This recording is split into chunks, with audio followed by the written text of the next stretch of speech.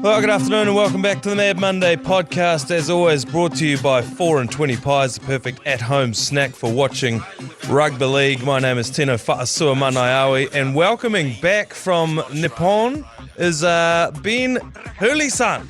How was it over there, mate? Oh, hayo gozaimasu. It's amazing, isn't it? I didn't find a lot of league though. Not a big league country. No. Really, I mean, when I was over there, we did lose by 60 points to the Titans that I was watching on a dodgy VPN. So I decided to get heavily into Japanese baseball. I'm now a massive fan of the Tokyo Yakult Swallows. That's a good tie-in, though. Yakult, gut health, swallowing. Yeah, amazing that it's that big that they own a baseball team over there. And it's actually it's like the second best league in the world. Yeah, I think basically more or less being colonized by the USA in the 50s will probably do that to a country, won't it?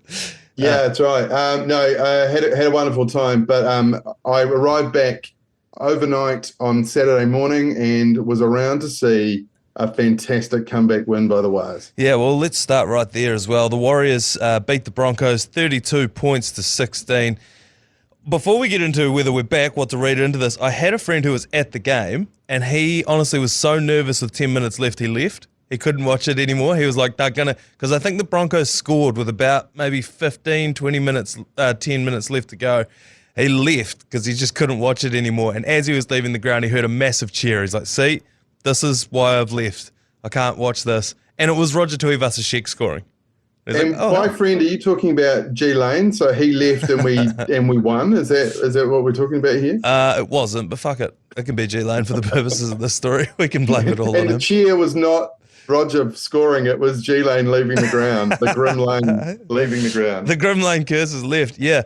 But I think more than just the fact that we won, it was how we won. We looked good. We didn't do all the dumb shit that we've done over the last few weeks. Am I reading too far into this? Are the Warriors back, Ben? Look, obviously, massive caveat, 6 players out to Origin. But the Broncos are not, they're going through a real mid-season slump. And it isn't just Origin, because they've had times when they've had all those players back, and I think they've lost 5 out of the last 6. Is that right? Yeah, they're on a massive skid.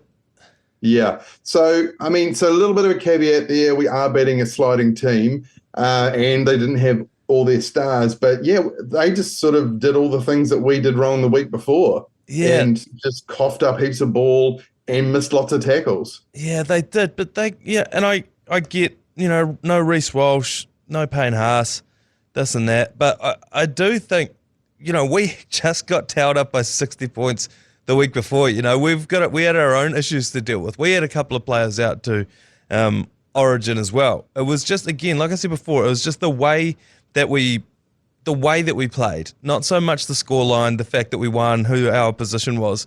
We didn't beat ourselves like we have done so many weeks before. We do a gambling show on Fridays on the ACC with the TAB. They had all these stats around no team that gets wasted by 60 points has ever conceded more than X amount of points. They always bounce back. And I was like, it'd be so Warriors to be an exemption to that rule. Like, to be the first team to turn around and get smashed again after that. Yeah, wasn't it last year that the Tigers, who were absolutely woeful last year, didn't they towel up like Cronulla or the Storm or someone last year by 50 points? That was kind of their only win. Yeah, and the year before that, the Tigers as well, they beat the Panthers. And it was like, yeah. And I made a lot of money off that because I was like, I don't know what it is. It's one of those ones that we do as the Warriors. And I was like, I could see it for the Tigers. Yeah, but I was just like, I had my fingers crossed that we weren't going to be the first team to prove those rules wrong. I don't know. The no teams ever won it after 50 points is a little bit sort of hanging over me a little bit. I thought that our halves looked excellent, didn't they? Tamari Martin and CHT looked tremendous. They scored almost all of our points. Are we going to talk about it? Are we going to talk about the common factor here? Because, a certain person came out during the week and said he reads the comments and he sees that the people have made a very lazy comparison and put 3 and 3 together. We've all done it. I don't want to talk about it, but I feel like we need to. I don't want to talk about it either, but I agree with you. The only thing I would say is I'm always coming on this podcast saying do what your opponent doesn't want you to do. And if I'm playing against the Warriors later on in the season, I'd be like, God, I hope they get too carried away and don't play Sean Johnson against us. You know, he's still Sean Johnson. He's still our best half. He is still the 2023, in my mind at least, Dally M Player of the Year. He was robbed by the judges. But I do kind of think, if you want to sit there and say our record without him versus our record with him, I can't argue against it, you know? But by the same token, I do think he's too hearty for his own good. He's been playing banged up. And once he's healthy and ready to go again, he needs to be in there. Geez, Tamati Martin looked good, didn't he? Yeah, I think there's two factors here. If we're going to talk it purely on analytics, I think that halves pairing is better defensively without Sean at the moment, who is harbouring an injury. And also because of that injury, it takes the option of him running at the line almost completely out of it, so that the opposition knows he's either going to pass or kick. And he's not going to do that on tackles 1 to 4. Yeah. He's not going to kick on tackles 1 to 4. So it does make a little bit predictable. And Tamati Martin, he doesn't really break the line, but he helps others do it. And because he runs at the line occasionally, it does leave the defense guessing. So I think those are two factors. Yeah, as long as SJ can come back fully fit. Yeah, I absolutely have him back in there. I think the problem is, I was saying this on a podcast last week, it's why they have thrown the towel in boxing, is because the boxer himself is never going to take himself out of the fight. He'll go in there with his arm, hanging on by a thread. Even when he's just been rocked, he will just keep going back out there. That's why the trainers and the corner need to throw in the towel on behalf of a fighter. And I don't think Sean Johnson ever would have taken himself out. I think he came back too early from the injury he had before the bye. And unfortunately, it's in Webby's DNA to keep playing the same team over and over and over again. He doesn't like change. He thinks consistency is one of our biggest strengths. And so I think that's what was going on. That's what I'm going to chalk it up to anyway. And I keep saying every time when this happened last time, this is a good thing. He's going to slot back in Tamati, CHT. Maybe CHT's coming off the bench. They'll be a bit more empowered, to take a bit more of the offensive load back. I thought that kick from Tamati Martin that dropped right onto DWZ, caught it, put it down. I thought that is what's been missing for this whole season. Dallin looked excellent again this week, didn't he? Yeah, absolutely. I thought that and the Freddie Lussick try, which I think was Mitch Barnett hits the line and just a very simple offload. Lussick ran a good line. Those two tries were clinical, and both close to the line, which is something we've been missing, as you say. Yeah, there was a lot of that, a lot of sort of sleight of hand from Tamati Martin and CHT around the line as well. But it's funny you mentioned that Freddie Lussick try there, because we've got a bit of audio from Dai's call from the weekend. It was outstanding. Have a listen to this. But you see here, Mitch Barnett, the wraparound, what an offload. Beautiful. How much mana? How much mana was flowing out of that honky? I love it. So after Freddie scored the try, throws the mana wave out to the crowd. And obviously Dai absolutely loved it. Have we been overlooking Freddie Lussick as a member of the Ruthless Pākehā Boys? Because obviously we've got Mitch Barnett, Jackson Ford. I'd been saying for years that what the Warriors were missing was the Ruthless Pākehā Boys. I think they're back, and I think that Freddie Lussick has to be one of them now, surely. He had a pretty good game. I think probably what set him back a little this year was that he went to reserve grade and murdered someone. So that was a definite strike against him. Yeah, he did. He snapped Lachlan Ilias's shin clean in half. We'll talk a bit of New South Wales Cup down the track as well. Tui Vasashek, he scored a try. It was a relatively pedestrian try. He wasn't stepping anyone. He just sort of ran into it. But do you reckon that's a good sign for RTS going forward, just to get one on the board? Sure, absolutely. I'm still not convinced about him at anywhere but fullback. But What are you going to do when you've got arguably the best certainly top 3 fullbacks in the competition with Chance. So, do you move him? Where do you put him? You're like, don't know. But good that he got. Was that wasn't his first try of the season, was it? No, he scored at least one that I remember, Right. but it might actually be his second. I'm sure some statistician will ping us for that one. Absolutely outstanding work from both the fans at the ground with the signs and also the social media team of the Warriors. I don't know if you saw the sign that said, "Hock 2 of us a shake and spit on that thing." But then they also remixed that video that went viral last night the other day on social media. They obviously don't have to check anything with anyone, do they? The social media team of the Warriors. So No, they're pretty loose. And I would say they are still doing some heavy editing from a Warriors crowd. Yeah. I think I just feel like if you worked for any other media agency and you were just like, yeah, I'm going to put this out, it would not get past any approvals. Certainly not the All Blacks and probably not the Black Caps, but the Warriors, they know their fans. Yeah, 100%. Did you also, I don't know, where did you watch this game? You watched this back here in New Zealand, right? Yeah, I did, yeah. Just I'd only been in the country a few hours. There was the Chanel Harris-Tavita try where he dived through, just beat Katoni Staggs and got his hand to the ball just before he did, before Katoni did. While they were showing the replay, I loved CHT's reaction to it, but even more than that, there was a girl standing there in a Warriors jersey with her boyfriend who was in a Broncos jersey. Did you see that? And so it was. I did. So they had the bunker review, they had CHT, and then they had that couple in one corner as well. They were on the screen for about 5 minutes, and it was some of the best TV I've seen. He was absolutely hating it, waiting for the camera to bugger off, whereas she was loving her 5 minutes of fame. She was certainly not shy with a bit of hip thrust as well when the try was confirmed. I wouldn't mind. Yeah. I think that's going to be very interesting to see how that played out for them afterwards on the ride home.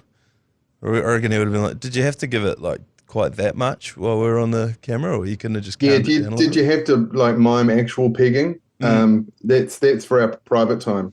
Because, our family group chat's going to blow up after this and Mum's going to be sending it through. I saw blah, blah, blah on the TV tonight. And then my nan's going to go and see that, and she's going to see what you're up to. You never know. Mum might go, I've been doing it to your dad for years. I'm glad it runs in the family. Yeah, Mum might go Hock 2 and spit on that thing. Do you think we're reading too far into it to say that the Warriors are back now? Is everyone back on board the bandwagon? I think this season, not just for the Warriors, but for every team, almost bar the Storm, anyone can beat anybody. And it's the most bizarre, nuts season I've seen in years. There's no rhyme nor reason. It's impossible to pick. Yeah. I'm bad at tipping anyway, but I'm having the worst tipping year I've ever had. And in fact, I'm just auto tipping now because the computer's doing better than me. Yeah, I in my fantasy team, I accidentally reversed all of my trades and then forgot to update them, and my team did better than if I had have made those trades. So you're right. Look, yeah, there's no back. I don't think any team is back. And unfortunately, when it is this even, generally Melbourne wins the competition because they just are that incredibly consistent side. Yeah, they have been, despite all of the players that are out. It's absolutely disastrous stuff for us. They just get someone new every time. You just, Ryan Pappenhausen's out, so they get Fa'alonga out of nowhere. Where did he come from? I know. Nick Meaney did it a couple of years ago as well. It's like, it kills me. I couldn't. They have infinite resources. Tyron Wishart. Munster's out. Oh, here's Tyron Wishart. Oh, really? Yeah. Tyron Wishart. Okay, sure. Ali Katsoa. He wasn't doing that when he was with us. Anyway, I digress. I think we'll put it to bed for. I think we're riding the high.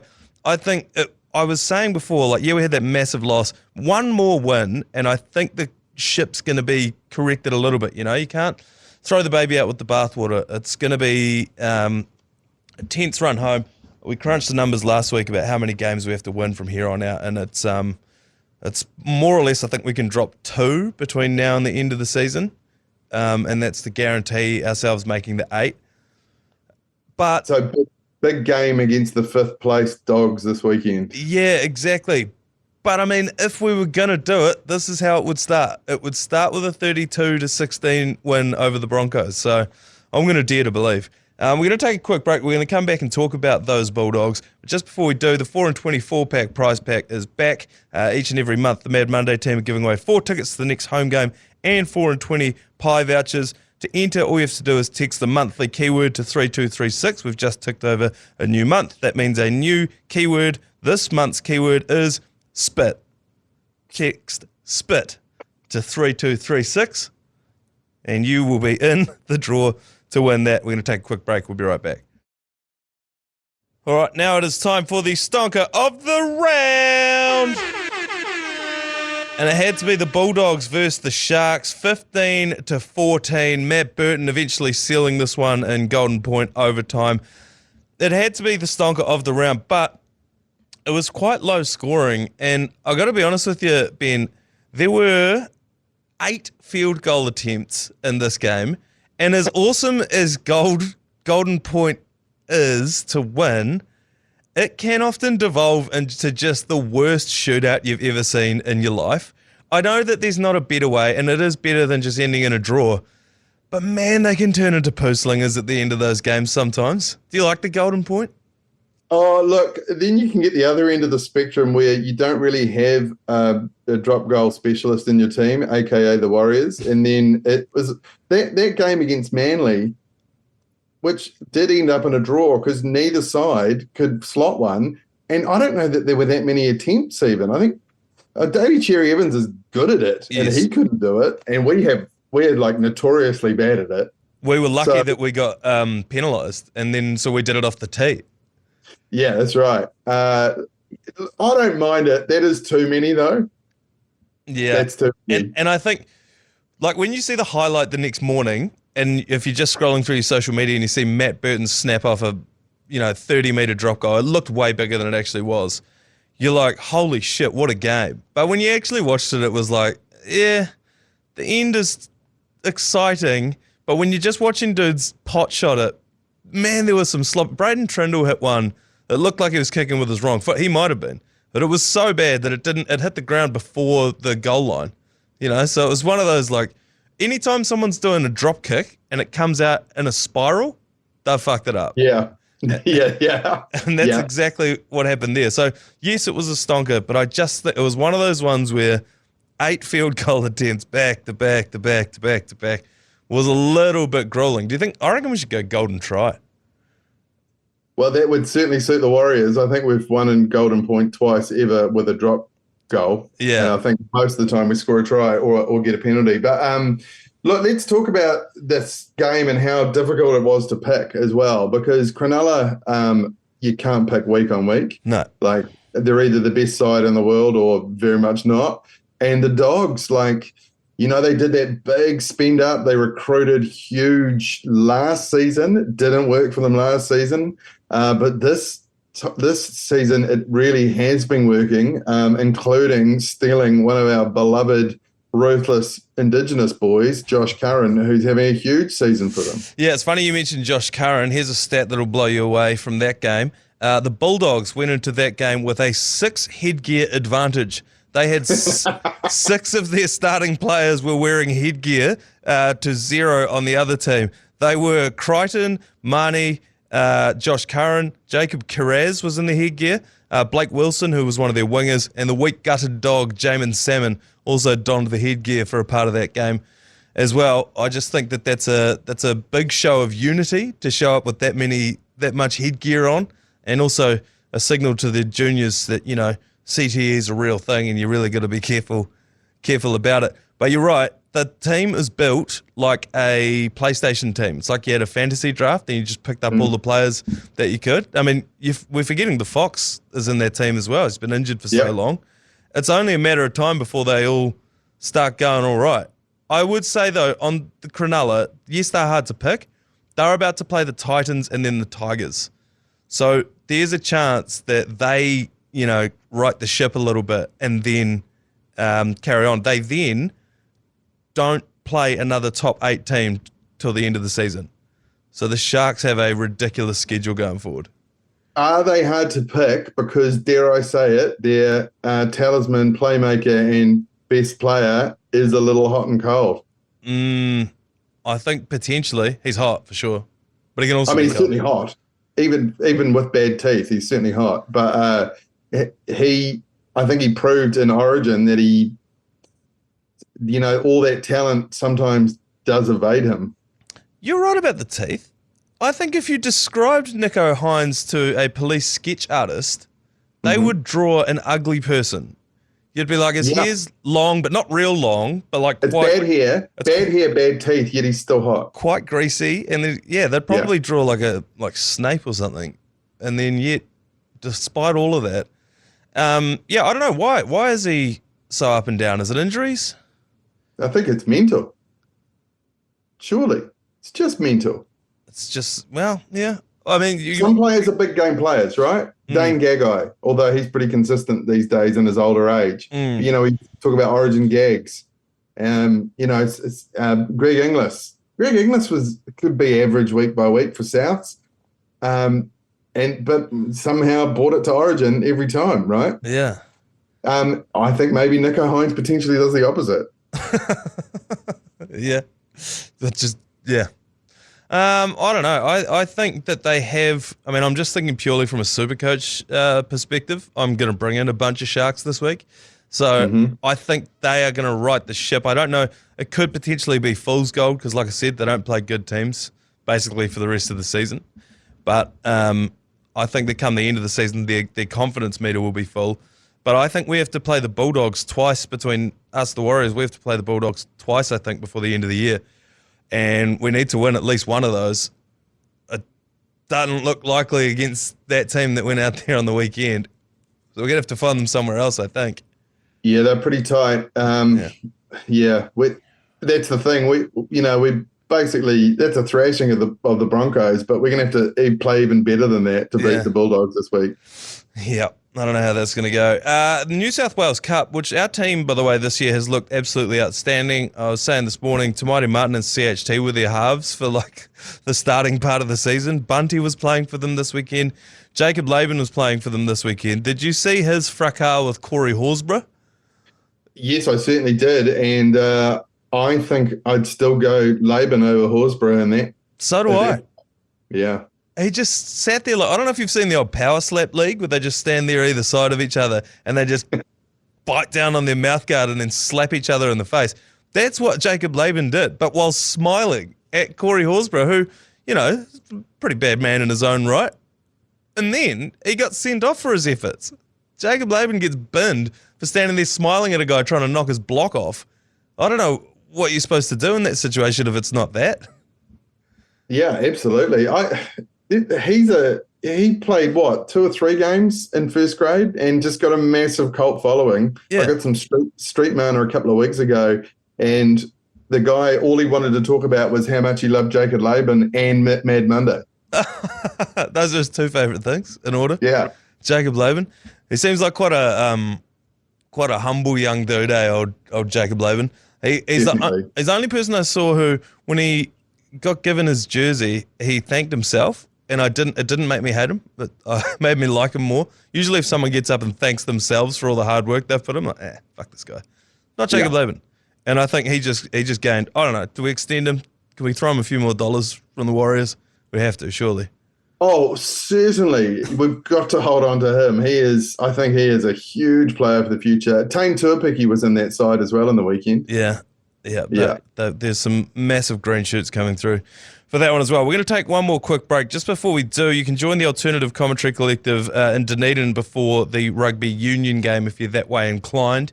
If you want to go and watch the All Blacks in Dunedin this weekend, we're going to be down there from midday on game day, which is Saturday. Awesome drink special, live music, plus a free coach to the stadium on the Richie's Export Express. We just found out this morning, Ben, that the number one player that I would like to poach from rugby union to rugby league will be driving that bus. That is Richie Moanga.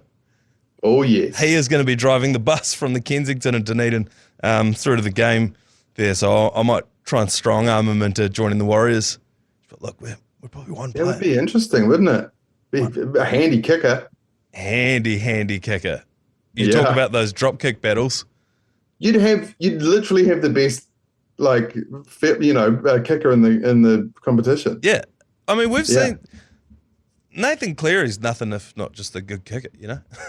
No. Daly Cherry Evans is 36 years old, still playing because he can kick very well.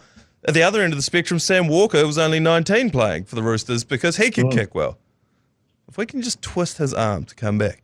Anyway, he's got bigger jobs to do on Saturday afternoon, driving us from the Kensington to the game, so come and check that out if you're in Dunedin. Quick break, we'll be right back. I just wanted to let you know that 4 and 20 are giving you the opportunity to see the Warriors versus the Bulldogs on August 23rd, thanks to the Mad Traveller. This includes flights, accommodation, $500 cash to spend at the game. If you want to win that, it's another text to enter.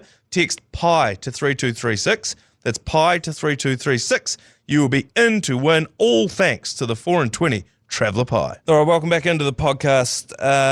Ben, this has been a long-held tradition in rugby league. Rugby league, one of the bastions of rugby league is phenomenal names. And I think it owes a lot to the blue-collar roots of the sport that we love so much. But man, it spits out some doozies. And you've been doing a bit of research on some of the names in our great game at the moment.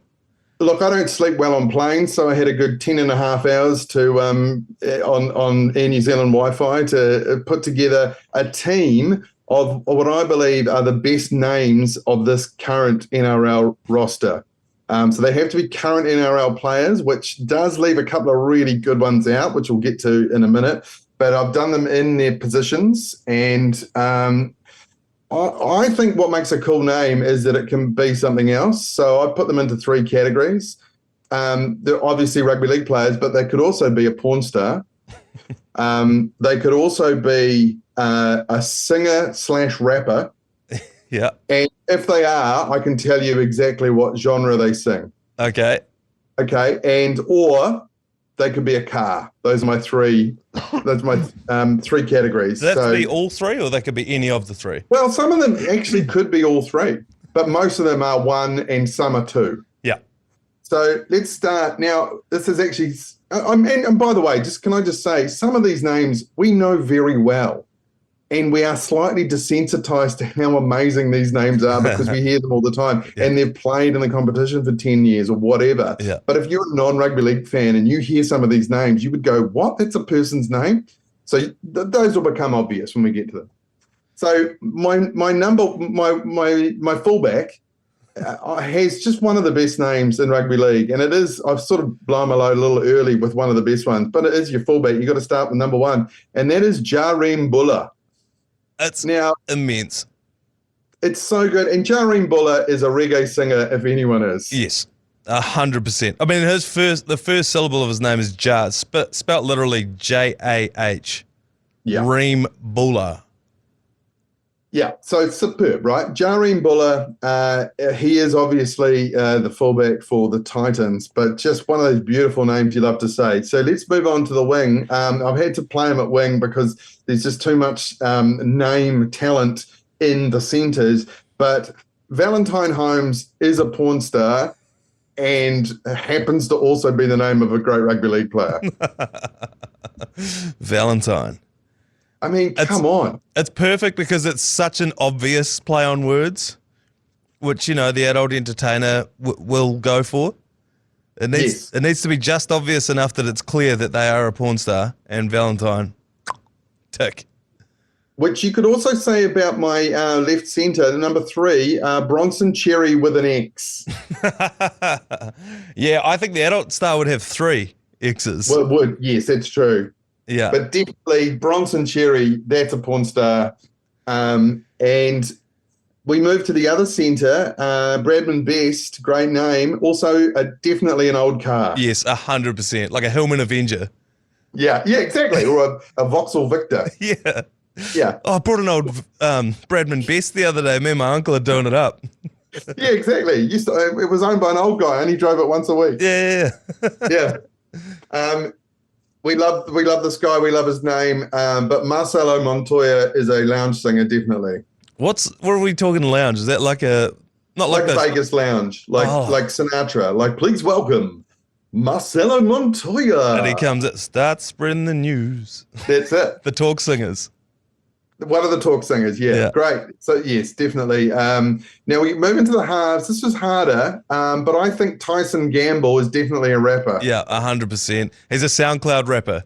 Hasn't quite made it, but he's already got the tattoos on his face. Yeah, very good. This is one of my favorite, and I think this actually crosses into two genres. Dejan Arce, he's a reggae singer, but also a porn star. Yeah, but Arce would be spelt different, I think. It definitely would. Yeah. Dejan Arce, one of the great names, and I've had to play him at halfback, which is a little out of position, but it'll do. Yeah. We go to the front row here. Again, this is one of these names that we're quite used to, but Payne Haas is definitely a rapper. Yeah. That's, like a Cypress Hill type rapper, I reckon, Payne Haas. Yeah, definitely 90s gangster. Yeah, 100%. One of the great names in rugby league. You know this is coming, but at hooker, we've got Tyson Smoothie, the porn star. It had to be in there. Di Henwood's favourite name in rugby league. Yeah. And rounding out the front row is Jackson Ford. Yeah. That one's straight across the plate. One of those slightly off-brand Fords that, you don't really know about. Like it's not a classic Ford. Yeah, like in the 60s, they might have had some sort of copyright issue with Toyota. And so for 1 year, it was released as the Jackson Ford. Yeah, great. Into the back row now, and Cowboys number 11, Helam Lukey, is definitely a metal singer. Like if you told me that the lead singer of Cannibal Corpse was Helam Lukey, I'd go, yep, that makes sense. Yeah, yes, it is. Of course it is. For the other back row, another lounge singer, Luciano Leilua is, a double bill, Marcelo Montoya and Luciano Leilua. Yeah. That is a Vegas night out. Yeah. I can picture him just as he is, just coming out from behind the curtain in his tuxedo, singing, whiskey on the rocks. Yeah. I can see Beautiful. And this is to round out the starting side at 13. I just need to get a warrant for my Jai Arrow. The Jai Arrow is like you know how China's started making cars now? Yeah. Yeah, they've brought out the Jai Arrow. They got the Great Wall and they got the Jai Arrow. It's got 3 wheels. So that's my starting side. Now, I would call this a bench, except they're all backs. And so I'm just going to call them honourable mentions instead, because it's not actually a properly balanced, bench. Yeah. Phoenix Crossland is a new metal singer. Yeah, 100%. Yeah. Also sounds like an actress. Oh, maybe, yeah. Looks like an I actress, could do that. to be fair. But yeah, I could see that. But if you said that, Phoenix Crossland was the guy who raps in Linkin Park, then I'd go, yeah, that makes sense. Yeah. That's Mike Shinoda. Yeah, I knew you'd know that. Blaze Talangi, definitely reggae. Yeah. Blaze Talangi. That's not his first name either. His first name's something like Ben, but he goes by Blaze. Yeah. Chevy Stewart, who's the backup fullback for the Raiders, we think he's a singer, also a car, obviously. In fact, he could be all three. Yeah. Chevy Stewart could be a porn star as well. But if he is a singer, I reckon he's one of those tattooed white guys who sings souls like Teddy Swims or Post Malone. Yeah. Action Bronson, Matty Matheson. Like, he might have been a chef. Chevy Stewart. Yeah, and Chevy Stewart. It's also my porn name. Oh, good. Tyrell Sloan is a porn star, but I think a female one. Tyrell Sloan. I think if your missus got into your computer and you had Tyrell Sloan in your history, you'd be in some trouble. But who's Tyrell Sloan? Yeah. I don't know. There's a couple of fringe NRL players with great names. I'm not sure of the category, but they're not quite regular enough to mention in the team. But Hayes Dunster. Hayes Dunster sounds like something that they discovered at the CERN Hadron Collider. Like they discovered the Hayes Dunster particle. Great. Heimel Hunt. Yep. Yeah. Yep. Back end of his career. Now, there's some good ones in the Super League, and we had to leave him out, even though he's got one of the best names ever. But Tex Hoy, in his own category of sauce. Yep. For my fantasy team for the last few years has been called Tex Hoy's Sex Toys. Oh, yes, that's right. Perfect. He would be in his own category with sauce, but I mean, maybe Bronson Garlic might be in there with sauce as well. Certainly can be turned into it. Yeah. Some other great names: Herman Esse, Ignatius Parsi, of course, ex-Warrior, I think. Yep. And Cade Cust. Powerful. That is a rugby league name. They're all in the Super League. And I've also put down the worst, and I think that's Maverick Gaia. I mean, Mark Gaia's son, Maverick, he didn't even spell Maverick correctly. It's Mavrik. Why didn't he, obviously he's a Top Gun fan. He's gone for Maverick, and he's gone out of his way. He's either dumb or he's gone out of his way to spell it wrong. Yeah, I'm probably going to chalk it up to the first column, but I think he's really set himself up. His son had to play in the NRL. Once he named him Maverick, they might as well have signed the contract then, so you got no other option. You're not getting an office job, I'm sorry, Maverick. I love that list. Yeah, so those are my best names. There's some really good ones that missed out, but obviously we're just better ones in those positions. And that's my good names teams of the NRL. We're going to make up a little graphic and chuck it up on our facey. Yeah, we'll chuck that up on social media. But if you're screaming at your device right now that we've missed one, you can actually leave a voicemail for us. It's the little microphone button in the bottom right-hand corner of your iHeartRadio app. So jump on that. They all come through to us. I'll check those, and maybe we can update it on the Thursday. Otherwise, you can jump on social media, have your say in the comments there. Other than that, let's knock this thing on the head for a Monday. We'll be back on Thursday for another episode. Thank you very much, Ben. Go the Wires. And Australia without rugby league is not Australia.